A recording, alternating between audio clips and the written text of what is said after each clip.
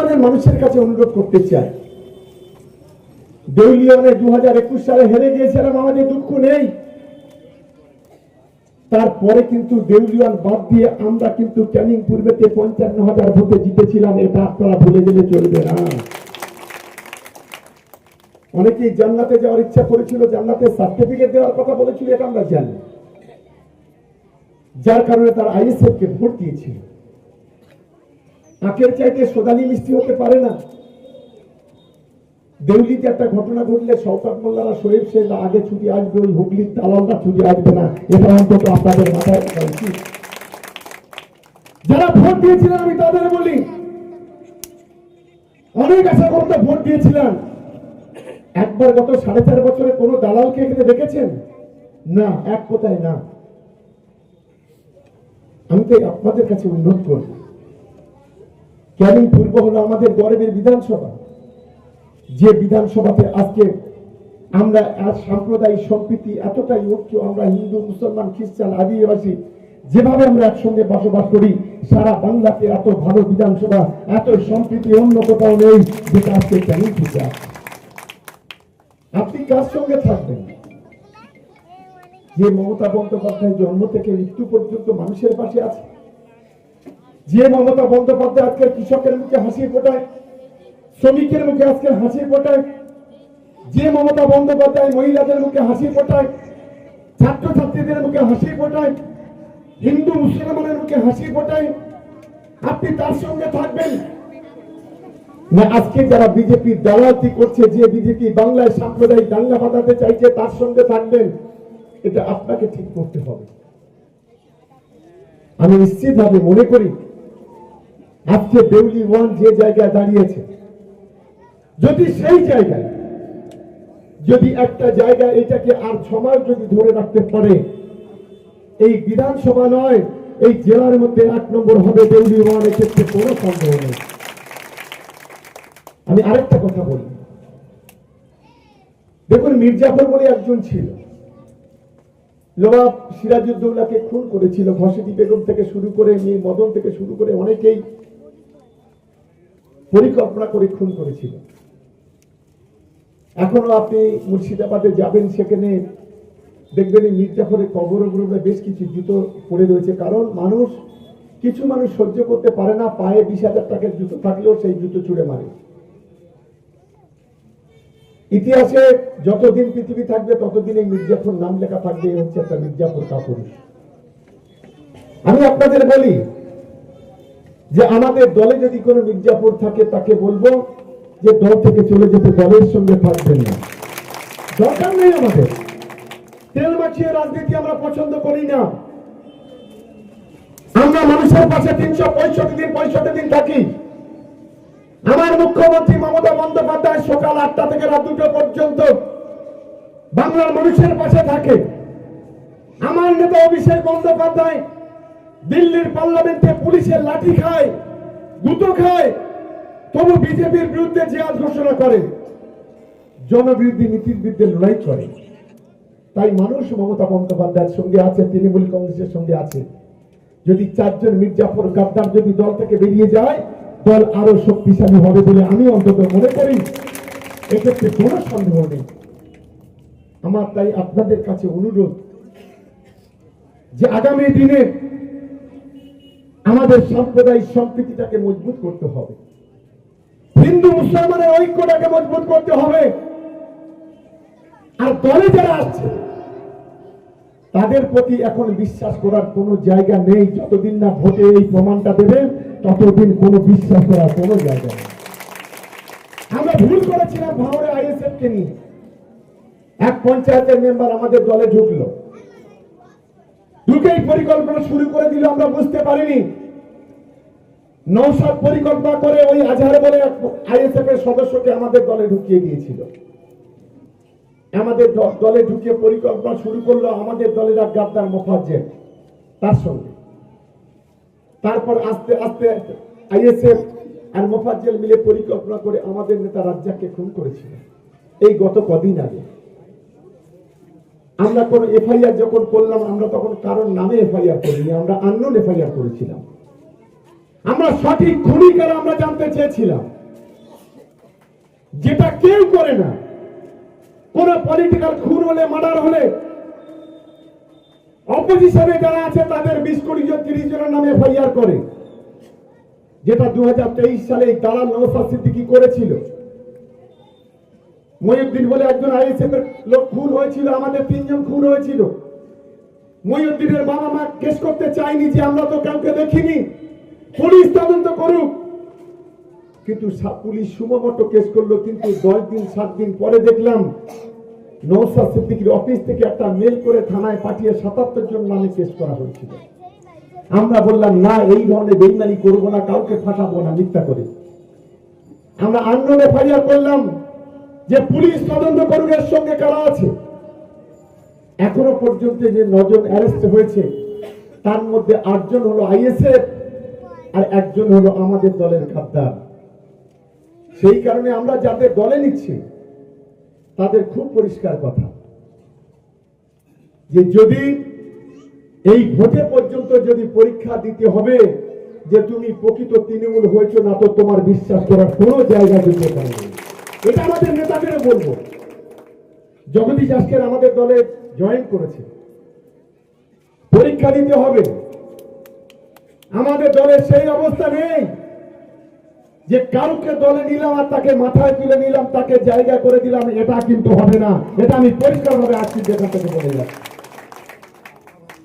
আর দলে আসতে গেলে আন্তরিকতার সঙ্গে আসতে হবে, এটা খুব পরিষ্কারভাবে শুনে নাও।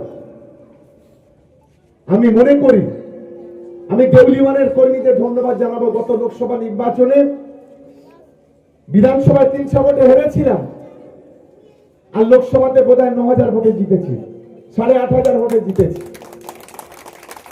বিধানসভায় 10,000 টার্গেট। আমি যারা এখানে দাঁড়িয়ে আছে জানতে চাই কি 10,000 পারবো তো নাকি? কথা দিচ্ছেন, জোরে বলতে হবে, কথা দিচ্ছেন তো? 10,000 টার্গেট দিয়ে গেলাম। 1.5 লক্ষেরও বেশি ভোটে এই বিধানসভা থেকে আমরা জিতবো। আপনারা যদি 10,000 ভোটে লিড দেন, 1.5 লক্ষ ভোটে জিতবো। আজকের কথা দিয়ে দিলাম, যদি না জিততে পারি দলকে জিতে দেবো। মানুষ আমাদের সঙ্গে আছে, মানুষ মমতা বন্দ্যোপাধ্যায়, অভিষেক বন্দ্যোপাধ্যায়ের সঙ্গে আছে। আর একটা বিষয় আপনাদের বলি, এসআইআর বলে যেটা হচ্ছে, এটা বিজেপির একটা গভীর চক্রান্ত। আপনাদেরকে বাংলাদেশি বানাতে চাইবে, আপনাদেরকে এখান থেকে তাড়াতে চাইবে।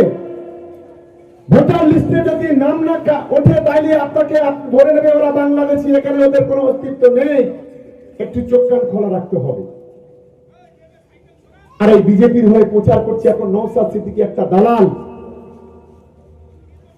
এই এসআইআর এর বিরুদ্ধে আমাদের একদিকে আমাদের সাংসদরা সারা দেশে দিল্লিতে লড়াই করছে, আরেকদিকে গোটা বাংলা জুড়ে তৃণমূল কংগ্রেস লড়াই করছে। আমার প্রশ্ন একটাই, স্বাধীনতার 77 বছর পরেছে, কেন বিজেপির আজকে এসআইআর করতে হচ্ছে? আজকে আপনি বলছেন আধার কার্ডের কোনো দাম নেই, ওটা ভোটার আইডেন্টিটি, ওটা দেশের আইডেন্টিটি নয়। ভোটার কার্ডের কোনো দাম নেই। আমি যদি আপনাকে প্রশ্ন করি, 6 মাস আগে 9 মাস আগে লোকসভা নির্বাচন হয়েছে, এই ভোটার কার্ডের বলে মানুষ ভোট দিয়েছে। দেশের প্রধানমন্ত্রী নির্বাচিত হয়েছে নরেন্দ্র মোদী। তাহলে নরেন্দ্র মোদী কি অবৈধ প্রধানমন্ত্রী? আমি এই প্রশ্নটা করতে চাই। আমি বলবো অবৈধ প্রধানমন্ত্রী যদি আপনি হন, যদি ভোটার কার্ডের কোনো দাম না থাকে, কান ধরে আপনি নামে আসুন, উঠবস করুন ভারতবর্ষের মানুষের কাছে। আপনি তো এই ভোটার কার্ডের দৌলতে প্রধানমন্ত্রী হয়েছে, মানুষ ভোট দিয়েছে বলে। লক্ষ্য একটাই, বিহারের 52 লক্ষ মানুষ বাদ গেছে, সবচেয়ে আদিবাসী ভাই বোনেরা আর মুসলিম ভাই বোনেরা বাদ গেছে, দলিত সম্প্রদায়ের মানুষ সেখানে বাদ গিয়েছে। তাই আমাদের সাবধান হতে হবে। ওদের ক্ষমতা আছে, কেন্দ্রে ওরা বসে আছে, এসআইআর চালু করবে, বাংলাতে করবে ওরা। মমতা বন্দ্যোপাধ্যায় প্রতিবাদ করছে, কিন্তু এসআইআর চালু হলে আমাদের প্রত্যেকে চোখ কান খোলা রাখতে হবে। একজন ভোটার, একজন মানুষকে যেন ভোটার থেকে বাদ না দিতে পারে, তার জন্য তৃণমূল কংগ্রেসের কর্মীদের রাত দিন 24 ঘন্টা করে আমাদের খেয়াল রাখতে হবে। মাথায় রাখবেন, আমাদের একজন ভাই, একজন বোন, একজন মা, একজন বাবা, তাদেরকে যেন বাংলাদেশে একখানা দিতে পারে, সেই দায়িত্ব আমাদের সকলকে নিতে হবে। আমি নিশ্চিতভাবে মনে করি যতদিন এই বাংলার মাটিতে মমতা বন্দ্যোপাধ্যায়ের মতো নেত্রী, অভিষেক বন্দ্যোপাধ্যায়ের মতো নেতা আছে, বিজেপি নরেন্দ্র মোদী, অমিত শাহ কেন, ওদের ঠাকুরদা আসলে কিছু টিকি ছিটতে পারবে না, এটা আমি দায়িত্ব নিয়ে বলে যাচ্ছি। তাই আমি অনুরোধ করবো আপনাদের, এই ব্লকে আমরা 4টি সম্প্রদায়ের মানুষ বসবাস করি, হিন্দু, মুসলমান, খ্রিস্টান, আদিবাসী। পাশেই আমাদের মিনাখা ব্লক, আমরা একই হিন্দু, মুসলমান, খ্রিস্টান, আদিবাসী আমরা বসবাস করি। আমাদের দুটো ব্লকের মানুষকে ঐক্যবদ্ধ হতে হবে, আমাদের সংগঠিত ভাবে আমাদের এগোতে হবে। সাম্প্রদায়িক দাঙ্গাবাজ বিজেপি আর তার সবচেয়ে বড় চামচা আইএসএফ, তাদের বিরুদ্ধে লড়াই করতে হবে। আমি আপনাদের কথা দিচ্ছি, আপনাদের আশীর্বাদ দোয়া নিয়ে, ছোটদের ভালোবাসা নিয়ে, আমি ভাঙড়ে আমাদের মাননীয় মুখ্যমন্ত্রী মমতা বন্দ্যোপাধ্যায়, অভিষেক বন্দ্যোপাধ্যায় আমাকে দায়িত্ব দিয়েছিল 26 সালে নওশাদকে বাড়িতে পাঠাবো শূন্য হাতে, এটা আমি দায়িত্ব নিয়ে বলে যাচ্ছি। ক্ষমতা নেই গলার কামার, কিছু দালাল বিজেপি অনেক বড় বড় কথা বলছে, কিছু আইএসএফ বড় বড় কথা বলছে, বলতে দিন। ভাঙড় তৃণমূল কংগ্রেস তৈরি, ভাঙড় মানুষ তৈরি, শুধু সময়ের অপেক্ষা। গোহারা হারিয়ে এখান থেকে হুগলিতেও লোটা কম্বল নিয়ে বাড়িতে যদি পাঠাতে না পারি, আমার নাম শওকত মোল্লা না, এটা আমি দায়িত্ব নিয়ে বলে যাচ্ছি। আমি আপনাদের তাই অনুরোধ করব, দেউলি ওয়ান আপনাদের দায়িত্ব দিলাম, এখানে যারা আমাদের তৃণমূল কংগ্রেসের কর্মী সমর্থকরা আছেন, আমাকে ভাঙড়, সাতগাছিয়া, গোছবা বিভিন্ন জায়গায় কাজ করতে হবে। ক্যানিং পূর্বে কাজ করবে আমাদের দলের কর্মীরা, আমাদের দলের নেতারা। এবং আমি নিশ্চিতভাবে মনে করি যে আজকে ক্যানিং পূর্বের মাটি, এটা তৃণমূল কংগ্রেসের শক্ত ঘাঁটি। ক্যানিং পূর্বের মাটি তৃণমূল কংগ্রেসের উন্নয়নের ঘাঁটি। নিচের দিকটা তোলাটা আপনারা দেখে নিন, বাদ বাকি দায়িত্ব হচ্ছে আমাদের। রাস্তা কোথায় করতে হবে, পানীয় জল কিভাবে দিতে হবে, বাজারে লাইট কিভাবে দিতে হবে, কিভাবে কালভার্ট তৈরি করতে হবে, ব্রিজ তৈরি করতে হবে, সরকারি পরিষেবা কিভাবে আপনাদের বাড়ি পৌঁছাতে হবে, এই দায়িত্বটা আমার উপর ছেড়ে দিন।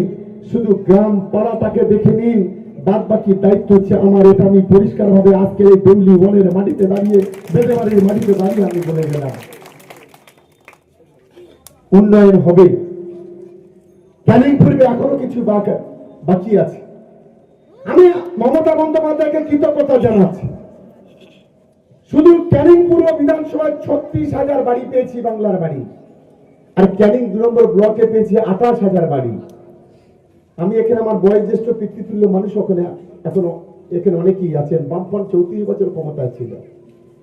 এই বাংলাতে কংগ্রেস ছিল, যুক্তফ্রন্ট ছিল। 28,000 তো দূরের কথা, কোনোদিন 28টা বাড়ি দিত না।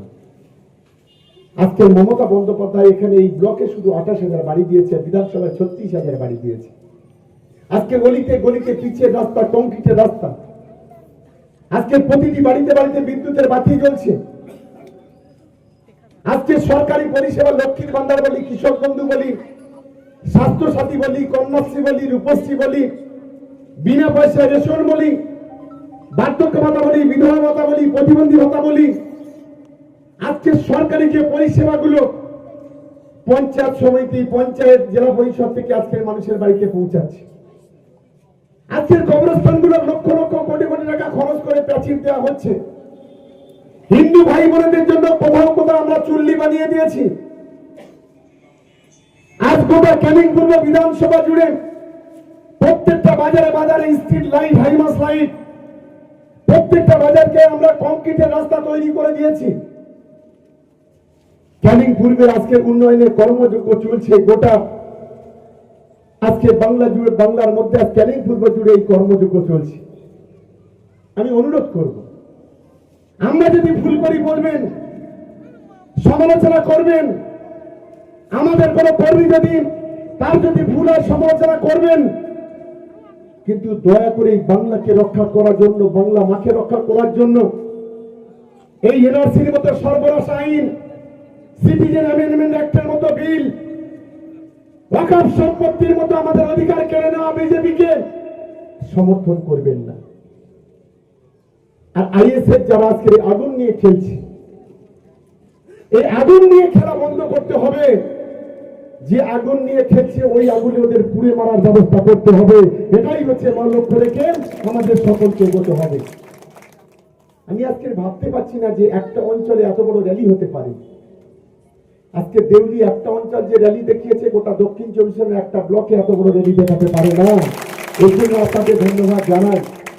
আর যেভাবে দেউলি ওয়ানের নেতৃত্বরা প্রতিদিন বুথে বসে আছে, বুথে পাড়া বৈঠক, বুথ বৈঠক, অঞ্চলের বৈঠক, পঞ্চায়েতে মিটিং, আজকে যুব তৃণমূল কংগ্রেস, মহিলা তৃণমূল কংগ্রেস পার্টি যেভাবে ঐক্যবদ্ধ ভাবে কাজ করছে, এক ইতিহাস তৈরি করেছে দেউলি ওয়ান।